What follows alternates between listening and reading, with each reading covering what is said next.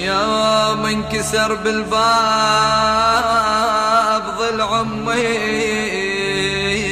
صرت للهم يا ابويا وللحزن محمى ويا ويل.